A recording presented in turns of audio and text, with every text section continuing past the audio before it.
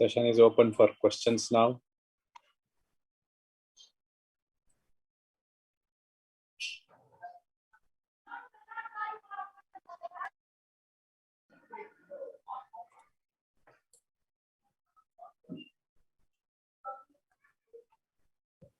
Any questions? Yes, can I come in? Go ahead.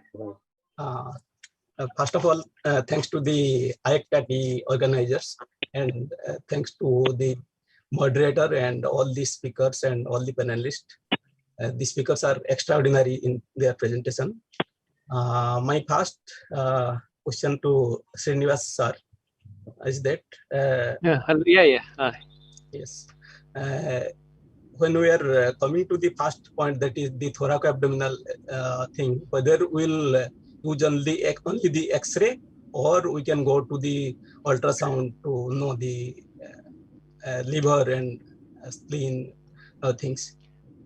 Yeah, predominantly as an anesthesiologist, especially cardiac anesthesiologist, we have access to CT scan, X-ray. These are common modalities to see the thoracoabdominal situs. But if you have ultrasound, you can. If you have doubt, you can use ultrasound also. But most of the CT images and the X-ray also will show that there is situs inversus or not. Okay, that's usual. So usually the position of the abdominal organs, the gastric bubble, the position of the liver will help us to identify the just on plain X-ray. If you have CT scan, definitely you can contrast CT scan. You can get the images, and you can identify the situs on that. Okay.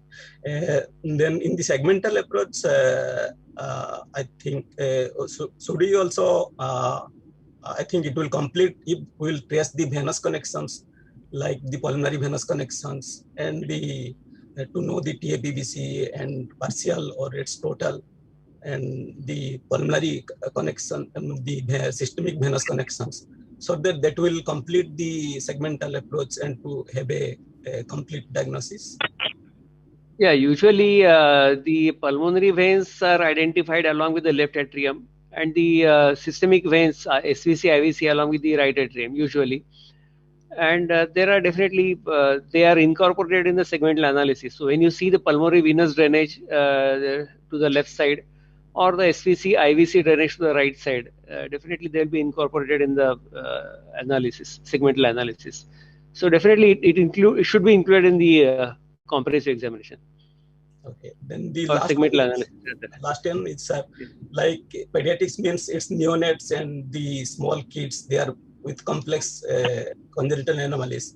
In that case, the probe may not be sufficient to examine. So whether the transthoracic echocardiography will be better. Yeah. In that case, usually the preoperative transthoracic echo itself will tell us about all the details, especially the ventricular anatomy, right and left ventricular anatomy. If we have intraoperatively, what we have in our institute is the micro T probe, which can be inserted about in the children as small as 2 to 2.5 kilo. So usually most of our neonate will get the micro T probe. But suppose if there is technical difficulty, especially this micro T probe may not be suitable in case of the TAPVCs, especially when there is a possibility of compression of the cardiac chambers on the backside. In that case, we can use the epicardial echo. So we have access to epicardial micro T probe and preoperative transthoracic echo. This will be sufficient to show us anatomy of the identification of the right and left ventricle in all the cases. Thank you, sir. The criteria remains same. In neonate also the criteria remains same. Thank you, sir. Yeah. Then the next question to Nima sir, Professor Nima sir, regarding the LSVC. Sir, what is the role of the saline agitated echo and the contrast echocardiography to diagnose LSVC? Because it's challenging. Many times preoperatively the cardiologist will tell there is no LSVC. Intraoperatively there will be LSVC. And sometimes also it is difficult. So what is the role of contrast echocardiography and basically saline?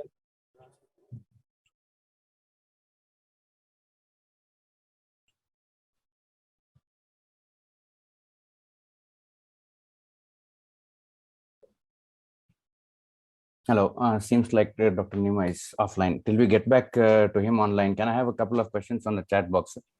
Just 1 second. Just 1 second. Oh, sir, there is this. Yeah. Can you hear me now? Yes, sir, very much. Yeah. Yes. See, the moment you put in the T probe, 4-chamber view, you will see a rounded opening on the left side, just above the left atrial appendage. And that generally is, means it confirms that there is a possibility of the left SVC. Now, your question that why to do a contrast in such cases. Now you see if suppose the coronary sinus is grossly dilated, it's that simply means that it is committed to the right side. But if suppose say you are not sure that whether it is committed to the right side or it is unroofed, you can just give an injection on left side, and if you give an injection, you will see that whether the contrast is coming onto the right side or left side, and that is how you can make out whether it is committed to the left atrium or right atrium. So the idea is to know where it is committed to.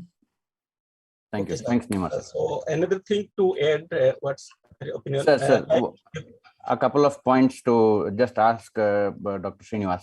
Sir, in case of complex congenital lesions with questions of AV and VA discordance, what we have added in our practice is we've added an inferior vena cava peripheral line in the lower half and one on the upper half. Use the agitated saline, track it and see the concordance, the overriding at times. In complex anatomies where the pulmonary, is there a flow in the native pulmonary artery? So these may be much clear if there's an agitated saline which will be injected in the lower half, the IVC or the upper limb peripheral vein, and track the contrast and maybe help more delineate the anatomy. Your comments on that, sir? Yeah. If you have the contrast, microbubble contrast, yes, it will definitely help us in identifying the right ventricular morphology, especially. Yes, sir. The right and the first is the drainage of the major vena cava, S3C and IVC, whether they are running into the RA, anatomy or morphological RA or LA, and whether they the atrium and the ventricle are concordant or not. Both things we will come to know. And again, what is the connection from the ventricle to the great arteries? Yes. So AV as well as VA concordance will come to know. So what you said is yes, it's quite reasonable to inject this. If you have microbubble injection, definitely it will help us. A particular scenario where we use this is in a scimitar post repair. It's very difficult to track the pulmonary venous or the baffle, making sure that the IVC is draining rightly into the right atrium. That's where we leave a femoral venous cannula and look for the contrast, and that's more delineating, sir.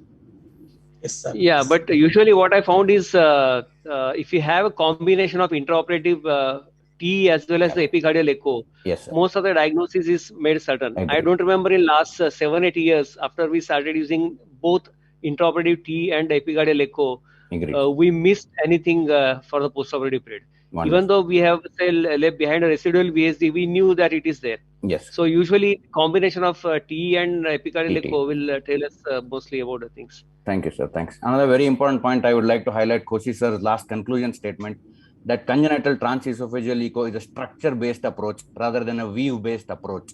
So whenever we commonly find a resident coming, what view is this, sir, in a congenital lesion? It doesn't follow the routine adult view knobology or the nomenclature of the views. There are significant aberrations or differences in views and in which particular angles where we get a particular view. So it's more of a structure-based rather than a view-based approach. Thank you, sir. Can we take a few questions from the chat box, sir? I have a couple of questions, sir.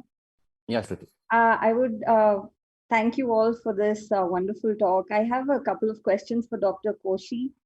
Sir, I really liked your sort of protocolization of the lesions and your checklist when you're coming off in the OR. But typically, while visualizing the relationship of the septal leaflet of the tricuspid valve and say the VSD in DORV, which is always a gray zone for all of us, what, according to you, are certain TE characteristics that would, favor a good LV to aorta tunnel versus something that would probably become obstructed, like either coming off in the immediate post-op period or long-term? What are certain characteristics that you feel wouldn't do well with an LV to aorta tunnel, or like while you route VSDs? The LV, the great, ventricular to arterial connections is assess 3 views. One is 5-chamber views, second is long axis views, third is deep transgastric views. But the rootability per se is better decided by the cardiologist with the transthoracic echo rather than the transesophageal echo. Okay. So that is one area where we depend heavily on the transthoracic echo. Okay. Okay. And another question, in these AV canal defects, like we know that regurgitation jets are typically not circular. They're not the usual. They're usually eccentric jets. So while you quantify them, like if it's a canal or something, how do you typically quantify canal-based regurgitation jets? MR jet, it's not circular. Then there is you have to use multiple parameters, and pediatric, of course, we don't have a 3D T probe. Otherwise, in adult, we use a 3D T probe, and 3D color Doppler is good. Whereas in pediatric, you have to use multiple views and multiple techniques to quantify. And if there is a doubt in our setup, immediately we use epicardial echo. Thank you. I have another question for Dr. Srinivas. Hello. Yeah. Sir, I was an Madam, before I go to regarding your rootability in DORV, can I Yes, sir, say please. something about that? See, usually, as Dr. Koshi mentioned, transthoracic echo is the main diagnostic modality, but still in the intraoperative period, you can try diagnosing it. Sometimes there may be deviations from the transthoracic echo. So few criteria are there where the LV can be rooted to the aorta in the DORV cases. So first one is whether the VSD is in remote location or not. Remote location, how will you identify is that usually in the same view, if you can identify the VSD, say as far as it may be inlet VSD and the aortic valve, if you can stay in the same view, that means the VSD is not remote VSD. That means the distance is not significant and the surgeon can route it very easily. That is first criteria. Second criteria is that the size of the VSD, usually it should be of the size of at least size of the aortic annulus. But if it is not that size, it should be at least 2/3 that of aortic annulus. If it is smaller than 2/3 of the annulus, then the surgeon has to enlarge the VSD. So that is second criteria. What is the size of the VSD? If the VSD is very small, it may not be suitable for routing. Third one, if there is a muscular band between the VSD and the aorta, again, the surgeon has to resect that. And if it's extensive resection, it may cause sometimes the ventricular dysfunction, right ventricular dysfunction in the postoperative period, or something like you have multiple VSDs. That also is one of the matter of concern because that can cause the RV dysfunction. Fourth one, distance between the tricuspid valve and a pulmonary valve. Now the baffle which is going to shunt the LV to reroute LV to aorta will be occupying some portion of the RV. So the distance between the tricuspid and pulmonary valve should be more than that of aortic annulus. Otherwise, there will be again encroachment on the RV and there will be obstruction to the flow. That is another criteria. And then there should not be any subaortic stenosis, significant stenosis, which is, even if it is there, it should be dynamic, resectable. If it is a permanent or adynamic stenosis, again, you cannot do the routing. Sixth criteria is that there should not be any straddling. So if straddling is there, again, you cannot perform the rerouting. So these are some of the criteria which are commonly used for, and you can check intraoperatively also whether the VSD, the LV can be routed to aorta in the presence of DORV. Thank you, Srinivas sir. I think me and Dr. Keshav, if he is around, would definitely second with all the 4 or 5 points that you mentioned for a rootability. We routinely see them, and we keep kind of calibrating ourselves with the transthoracic echo suggestions that have been given. And most often, these 4 or 5 points fit into place for a rootability. Straddling is very important point you said, which is one of the most challenging ones. Among all these, if there's a significant straddling, that really brings in a lot of challenge for a rootability in a DOR. If Shruti is done, can we go on with a couple of questions from the chat box, sir? Yes, sir, please. Yeah. So there's one very interesting question, sir. This is both to Dr. Srinivas, Dr. Nema, and Dr. Koshi as well. Dr. Satyajit Mishra has asked this. Sir, should we consider a separate certification in congenital transesophageal echocardiography since many people practice exclusive congenital cardiac surgery? Your suggestions on that, sir? It's a good idea. IACTA can think about it, but there should be Sundays where exclusive work is done and proper teachers where they do exclusively pediatric work and pediatric ECMO and dedicated ECMO machine to the setup. So to this So point, I this- would like to add now that IACTA pediatric cardiac anesthesia fellowships have started. I think this is a step forward to just dream transesophageal echo for congenital, I believe. But in Western setup, the pediatric T is still with the cardiologist. Yes, sir. So, Shruti would second with that. cardiologist. But in India, we can think about it, and I think you are the people who can, the next generation of cardiac anesthetists should think about it and implement it. But I am Nima, for sir, it. your thoughts on it, sir? Yeah.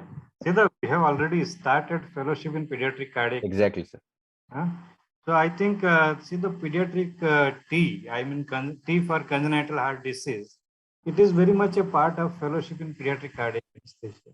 The two are absolutely inseparable and they have to go hand in hand. You can't have two courses like what we have in adult, like say you have adult say FIECTA course and FTE.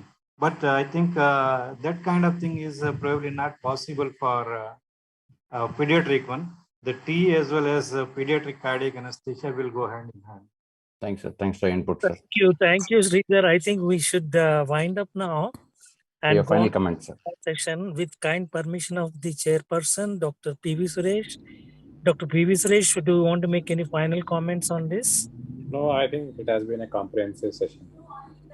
Thank Thank you. you. Thank you There is so one much. I question in think the chat box, left SVC in TAPUC. There is one we question. need to close now. We need to close. We are running late. Okay. Thank you. Thank you. Thank you. Thank you so much. Okay, thank you. Thank you. Thank you. Thank you so much.